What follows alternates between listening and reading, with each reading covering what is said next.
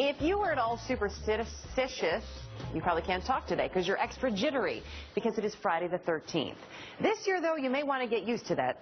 Mo Rocca has a look at why some people hate this day so much while others love it. For most of us, Friday the 13th is just another day. For others, it's a day to dread. Frigatriskaidekaphobia.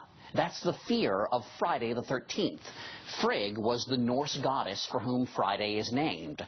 Triskaidekaphobia, a fear of the number 13. In 2012, we'll see 3 Friday the 13ths, the most possible in a single calendar year. The superstition about Friday being an unlucky day, is quite old.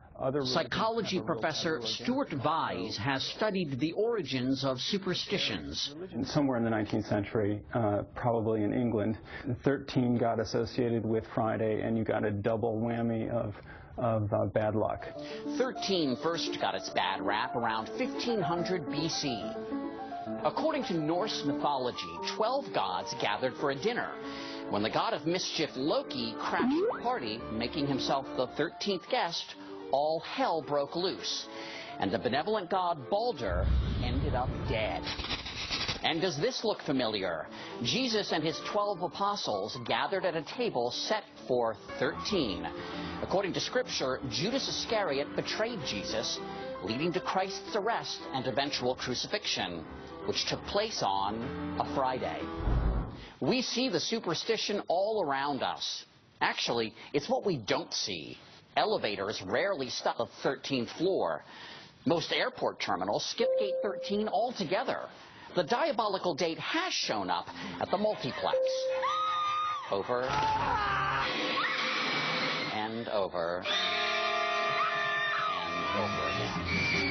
But while this day is a horror to some, I draw this on my hand every night because it's good luck.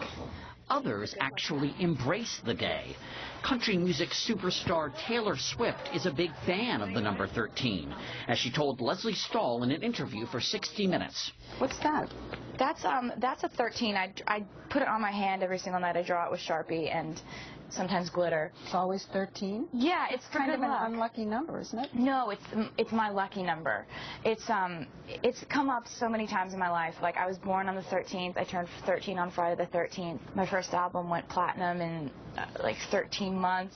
Take care of the sandwiches. Like Taylor Swift, Leanne and Bob Emanuel have found the luck in a traditionally unlucky day. I was born on Friday, January 13th, 1950. And then we got engaged. And we got engaged on Friday, June 13th, 1975, and we got married on February 13th, 1976. All about 13 here. It's a day so special, they keep a diary of all the Friday the 13ths they've spent together. I've got to say, looking at this, they're not all great luck. On Friday, July 13th, 1979, you got the flu and threw up. That's true. I don't know why you had to write that down. Professor Vyse says some good luck superstitions, think rabbit's foot, four-leaf clover, can be beneficial if they reduce anxiety, but he sees no value in the bad ones. What would you recommend that somebody who believes in this superstition do to get over it?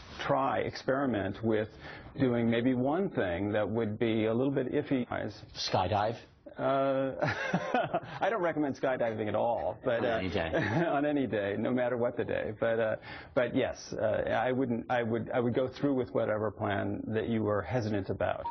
So all you Frigatriskaidekaphobes, think of all the good things that could happen today, and take a ride on up to the 13th floor. You might just be surprised.